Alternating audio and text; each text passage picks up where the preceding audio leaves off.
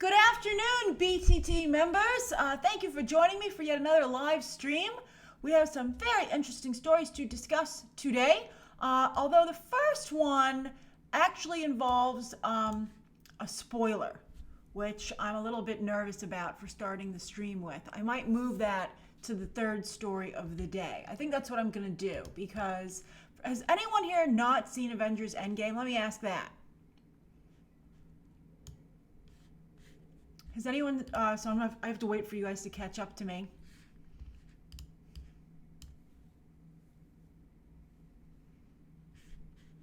So has anyone not seen Avengers Endgame?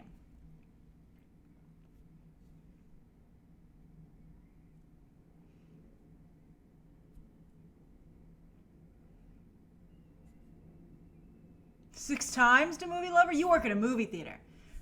I am planning to see it again myself on Saturday. Third time, but one time was free. Okay, I'm not seeing anyone who hasn't seen it. Of course, we've all seen it, says Tracy. Okay, so we can do the stories in order. Excellent. Okay, all right. Very good. All right, so before we get to today's stories, though, let's do our usual. Where are you streaming from? Where are you watching from today? There's a bad lag today. I apologize for this.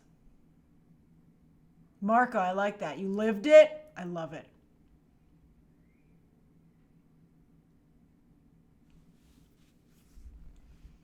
So let me know where you're streaming from.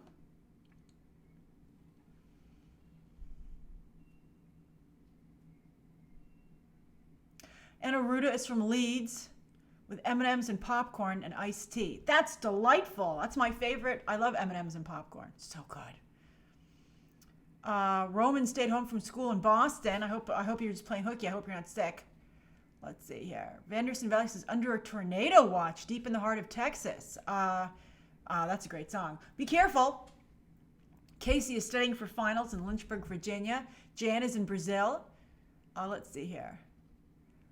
Serial watchers in Cologne, Germany. Matthew's avoiding thunderstorms in Chicago. Oh, Dolly Parton's his first time catching a stream while at my new job at Walt Disney Animation Studios. Congratulations, Dolly. I believe you reached out to me actually with a little bit of information, so I appreciate that. I hope your new job is going great.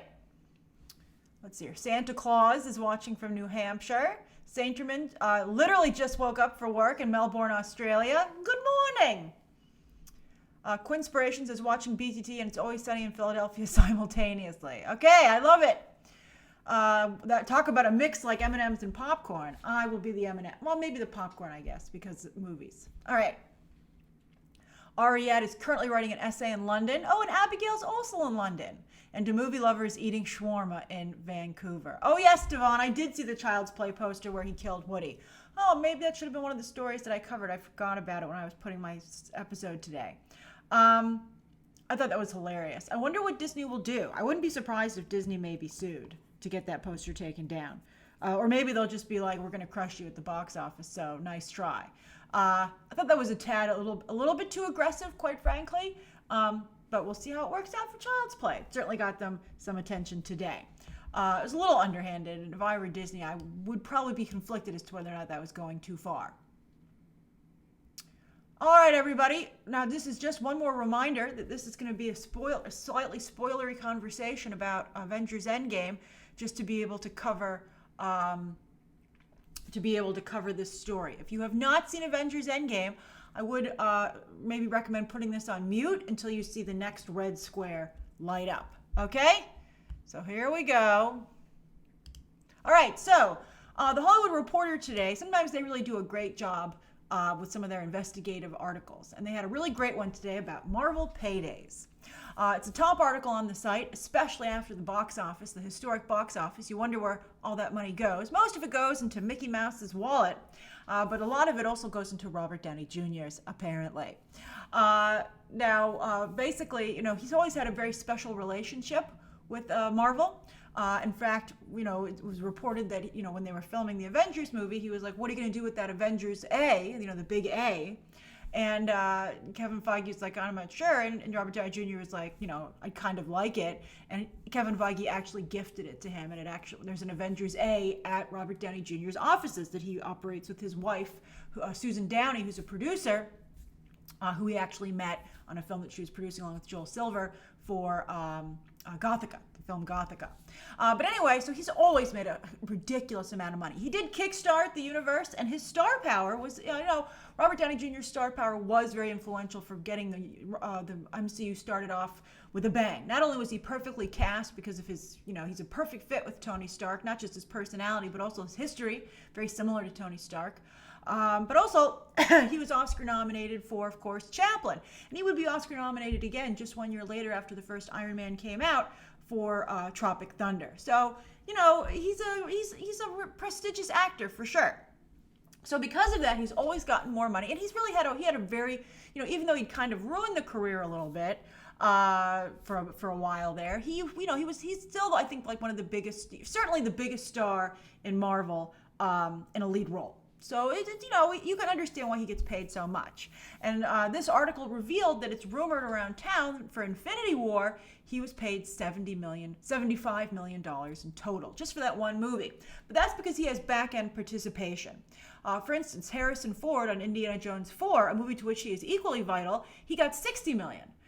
So that makes sense. Robert, and I think, obviously, these Infinity War and especially Endgame, which, I'm sure Robert Downey Jr. is loving looking at the box office numbers, considering he has that back-end participation. Those movies are making more than Indiana Jones 4 did. Now, before we talk a little bit more about Robert Downey Jr. going forward, they had a couple of other facts about what people are being paid. Scarlett Johansson's getting $20 million, and with the $20 million range for Black Widow, because she'll be starring and producing. A little bit similar to the Margot Robbie situation, where with Harley Quinn, and we'll see if Scarlett Johansson does maybe as equally good or maybe a mixed job or a better job when she handles Black Widow. Chris Evans and Chris Hemsworth, after their initial five picture deals were complete, they got to renegotiate, and they got about 15 to 20 million starting with Infinity War, and they're probably getting 15 to 20 for Avengers Endgame, but they don't have back-end participation. Only Robert Downey Jr. gets back-end participation. And for instance, for Spider-Man Homecoming, the article pointed out that he got $5 million a day for 3 days of work. So $15 million to be in Spider-Man Homecoming. But at the same time, think about how much he was used to promote that film. Like, he only did 3 days of work, but they were able to use those 3 days and disperse that throughout the film so that he really had a supporting role. He was on all the trailers, he was on the poster, he did a lot to not only get people into the theater, but to make it feel very much like Spider-Man Homecoming was connected to the MCU. However, though, I'm sure Samuel L. Jackson is not cheap, but cheaper to connect Spider-Man Far From Home. So the big question we're going to find out is Robert Downey Jr. going forward, is Robert Downey Jr., because this is where spoilers are starting, okay? So if you want to, if you haven't seen Avengers Endgame, you want to mute it until the next red square lights up. But anyway, now with Robert Downey Jr. at least taking a break, we'll see if he is worth the money. Because can the other actors bring people in? They're taking a bit of a risk. I do believe that he will come back as artificial intelligence, as I said in a recent video. It might not be until the reveal of the end of the next Avengers movie where maybe his voice comes on, right? And also, I don't think Robert Downey Jr. would give Marvel a break if he only had to do voiceover and motion capture work. He'd be like, you still got to pay me. I'm still, a big draw for your movie. But who do they have left? Benedict Cumberbatch, Brie Larson, Chadwick Boseman. No one of Robert Downey Jr.'s legacy or, I think, audience appeal. Brie Larson, we'll see. I mean, both Brie Larson and Chadwick Boseman star in billion-dollar pictures, but I don't really know if they're the ones responsible for those pictures getting to $1 billion, quite frankly. I think they're nice parts, but I think they're probably more around the Hemsworth and Evans situation where it's like 15 to 20 million is worthy for them. Now, that's no small paycheck. That's amazing for both of those actors. But I'll be curious to see if they still have like a box office. Chris Pratt. Joseph brought up Chris Pratt. That's a good point. Chris Pratt gets the prestigious and credit you might have noticed in Endgame. In the back with the likes of Samuel L. Jackson and stuff like that. But I don't know how Chris Pratt's career is going forward. I think he's having a little bit of trouble. And John Guzman brings up Tom Holland. I don't think Tom Holland, who was Tom Holland before the MCU? Unless he starts getting some other big pictures, I think the success of the Sherlock Holmes franchise probably helped Robert Downey Jr. as well in his negotiations. But so far, Tom Holland, what are you going to do? Not be Spider-Man? And I mean, I think he's definitely, Tom Holland and Brie Larson in particular are very popular on social media.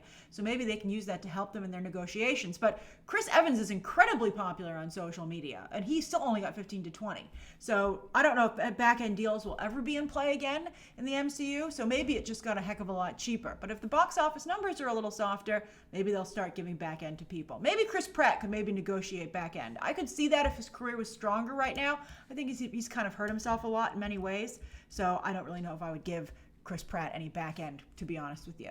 And also, the Guardians movies do well, but I wouldn't give Chris Pratt any back end in an Avengers picture, and that's where you can really make your money. All right, so that's why I love that picture of Robert Downey Jr. with the car that he drives in Endgame. That's right, Robert Downey Jr., you earned all that, and you can take that car home, I'm sure. All right, if he had not already. All right, so I don't know about Mark Ruffalo, Natalia. There was no discussion about his paycheck, although he's never been in a successful film outside of the Marvel Universe, so I'd assume his is pretty low, too. He is Oscar nominated, though, but he's no way he's getting more than, Chris Hemsworth or Chris Evans. All right, so let's get to the second story of the day, and that's the Tony nominations came out this morning, but they were no competition for the Sonic the Hedgehog trailer when it came to social media, so nobody really paid attention to them. It turned out to be a very bad day for the Tony nominations to be announced. So anyway, the number one picture, by the way, speaking of pictures, it's always there's always a chance that the very successful play or musical could find itself on the big screen, although look how long it's taking Wicked to get there. Although a couple of these that we're going to discuss are actually headed to Netflix, courtesy of Mr. Ryan Murphy. And maybe this could be a new little vertical for Netflix, bringing successful theater productions to the public via Netflix. But anyway, Hadestown was the number one nominated musical. Well, it's plays and musicals, but it got the most nominations overall with 14. And that's basically the retelling of Greek mythology, but in a Great Depression-inspired post-apocalypse. It just recently opened, in fact, so this is going to do very well for its ticket sales. It reminds me a little bit of Natasha Pierre in The Great Comet of 1812, which starred Josh Groban. And that got a lot of nominations as well, but it didn't bring very many awards home. So we'll see how Hadestown actually does when it comes to winning. But right now, this was a great day for Hadestown. If anyone had been paying attention, they were in the theater community for sure, and this will help with selling tickets, particularly to tourists. Now, there are some other big nominations. There's some movie talent that was nominated because that's a great way to help your career. Go to Broadway, do a play, reinstate that you're a great actor, and it helps you in the community and maybe with the Oscars going forward. So Jeff Daniels was nominated for To Kill a Mockingbird, although that was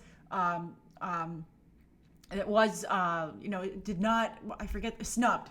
To Kill a Mockingbird, the Aaron Sorkin version, was snubbed for best revival of the play, which people were surprised about, but Jeff Daniels at least was nominated. I know someone who saw it and they said he was amazing, so I'm not surprised there. Adam Driver, who everybody said was incredibly sexy opposite Kerry Russell in the new revival of the play Burn This, which was also nominated, he's been nominated. So Adam Driver, after what happened with Black Klansman, he's doing quite well.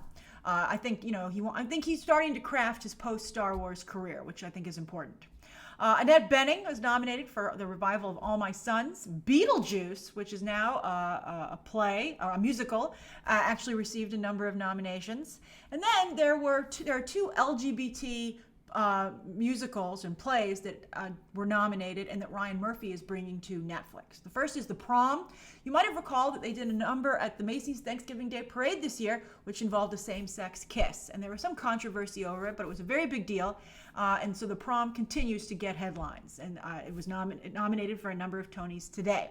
Ryan Murphy is bringing The Prom to Netflix, and he's also bringing All the Boys in the Band, which is a Broadway play, which also received some nominations. But what's really interesting about this is that Ryan Murphy has secured the all-star cast for All the Boys in the Band, which was playing a while back. For instance, you might recall I went to see The Lobby Hero with Chris Evans, and there were a number of cast members from All the Boys in the Band in the audience because they wanted to see Chris Evans, and they were starting their own run at the same time. So they're bringing Zachary Quinto, Jim Parsons, Matt Bomer, and Andrew Reynolds, among some other people, for that story. So very, very exciting. So that's just a little bit of a sneak peek at what's going on the stage. All right, so for the third story of the day, hold on here. There we go. All right, so Jennifer Garner. I thought this was pretty interesting. I decided to couple together some stuff that's going on with her.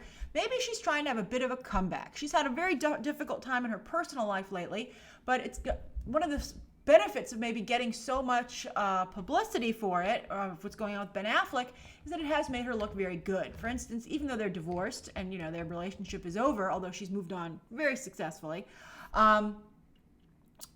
she did go and get Ben Affleck and drive him to rehab, even though a lot of exes wouldn't do that for their ex. So she really did seem like a wonderful person. And sure enough, she's on the cover of People for their Beautiful People issue, but not like the sexy beautiful. They're talking about like beautiful inside. So they're like, Jennifer Garner's just like, she's like an angel, basically, is what People is saying. And she's, she has a very humble quote on the cover. She's just grateful for every day.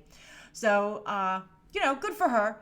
And so one has to wonder if maybe she's trying to see if she can have a bit of a comeback because her career hasn't been going quite so well. And sure enough, in addition to being on the cover of People magazine, she's just signed on for a new movie. Styx' Fantasy Camp. Styx is a distributor. We'll talk more about Styx in just a moment. But this is called Fantasy Camp, and it's about a woman who returns to a reunion years later of the theater camp she attended as a teenager.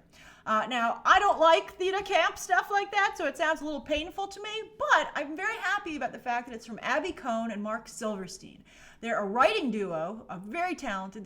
They wrote Never Been Kissed, He's Just Not That Into You, How to Be Single, and then they graduated to directing their own script with I Feel Pretty. That's why I have that picture up there, starring Amy Schumer, which was also for Styx, by the way, and it was $32 million to make and a $94 million budget worldwide, although I suspect that it did amazing business on ancillary. Now, Amy Schumer ended up being a little bit of a lead weight for that, for I Feel Pretty, because she kind of got politically involved. Although, of course, she is related to Chuck Schumer, but still, I think Amy Schumer was a liability for that, and I think Amy Schumer has really kind of hurt her career a little bit. But anyway, I think that Jennifer Garner is a more likable and, a safer leading lady. So this could really be a great opportunity for Abby Cohn and Mark Silverstein. And also, it's interesting to see Styx leaning so much into the female appeal category. They, of course, broke out big time finally with the Bad Moms franchise. They have the Bad Grandmas franchise coming up where they're taking the actresses, Christine Baranski, Susan Sarandon, and what's her name from Curb Your Enthusiasm? That actress?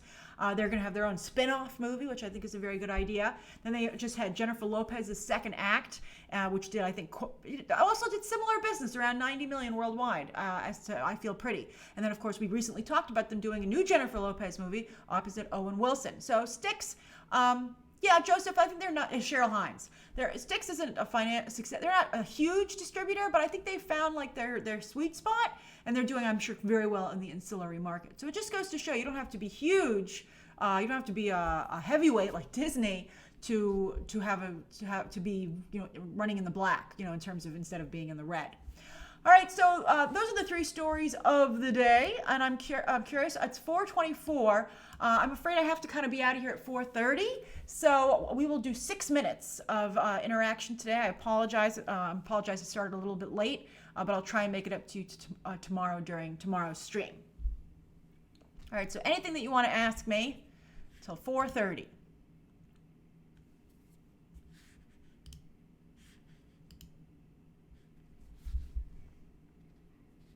Oh, you're right, Jo. They also have Hustlers with Jennifer Lopez again and Cardi B and everybody. I think that's going to be a big hit for them.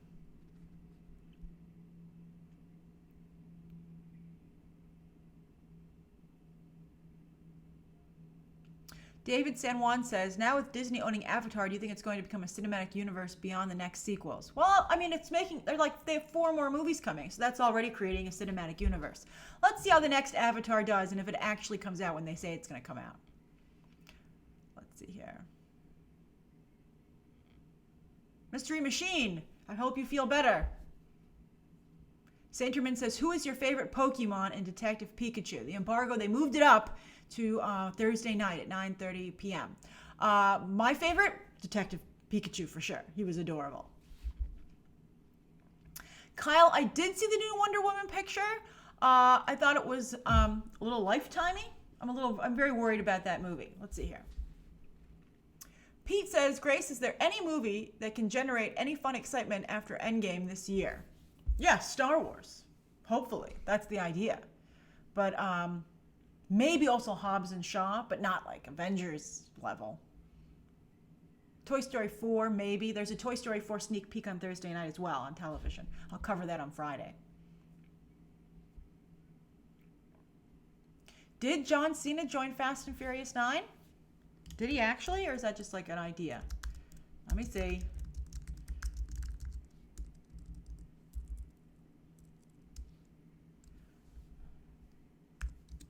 I think that's real low rent. Yeah, he is. Ugh. Vin Diesel's panicking. Okay. Dana O'Leary says, Grace, did you hear Elizabeth Olsen's comments about WandaVision taking place in the 1950s? Does this mean time travel is going to remain in play in the future of the MCU? I don't know. With Wanda, you never know. It could be in her mind because sometimes she goes a little crazy. So I don't know if it's necessarily time travel or not. Adam, Godzilla is hyped by Godzilla fans, but I don't know if it's like something that has as broad an appeal as Avengers Endgame. Alan, I'm planning more Avengers videos for tomorrow and Thursday. Marco, I didn't see The Rock teasing MCU negotiations, but that would be so horrible. I mean, how is he going to be Black Adam then? Maybe after Shazam, he's like, I'm out of here. The weak box office. Oh, Alec, the Skype fan calls. I'm going to try and pick them this week. And basically, you get about 5 minutes with me, and we talk video. We do a video conversation. Barbie, not only did I see the Aladdin tickets are on sale, but I have mine for my second viewing because I'll be seeing it as a press screening first. John Guzman says, Grace, isn't this Ezra Miller's last month under contract with Warner Brothers?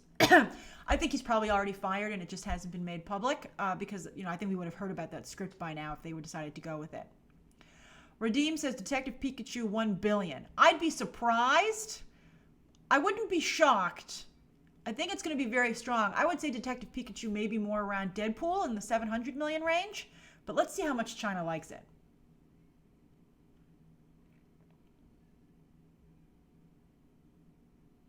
Oh, Anna Ruda, I don't have Aladdin screening set up yet. I just know that there will be one.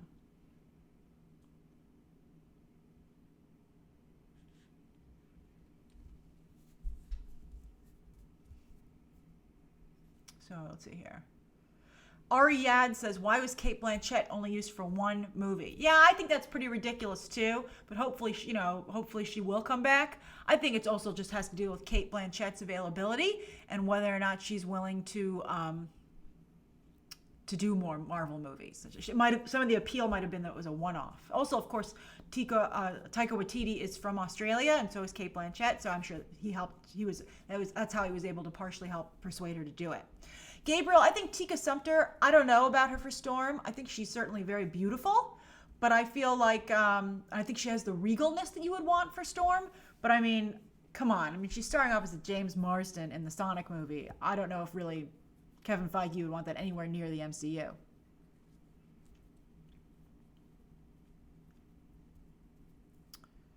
Liam, any tea for thirsty fans? I'll give you some tea. Do you want to hear how the Avengers Endgame footage leaked? So apparently someone in the Middle East was incredibly wealthy and decided, this guy, to bribe someone at a local theater to play Avengers Endgame for him privately. So while he was in the theater, he filmed some footage. And then he was telling some friends, hey, I got to see Avengers Endgame early in a private chat. And they were like, we don't believe you. And he was like, here's some footage. And one of his friends copied the footage and posted it online. And he freaked out. And he apparently deleted all his social media accounts. But here's the thing. He wouldn't be in trouble. I think the real problem would be the person who screened it for him for the money. So, but maybe he didn't want anyone to find out who it was. But I thought that was pretty interesting, and I can't believe, as you start to have more of a global business, and you go to some companies that maybe don't have the regulation that maybe other countries do. That someone would say, okay, I will play this movie early for you for this paycheck. But I just think it's really funny. But yeah, I think I would think because of that, maybe Marvel would be more careful in terms of how early they send out the screeners. But I think that's hilarious. I thought that was a very funny story. All right, so yes, it is time. I do have to go. Thank you so much for joining me today. Tomorrow, 4 o'clock, same time, 4 p.m. Eastern Standard Time. That'll be, tomorrow is our last stream for the week, and then we'll start over again on Wednesday. And I will announce by the end of the week who's getting those Skype calls. Thank you for joining me, and I'll see you tomorrow. Bye. Bye, everybody. Bye.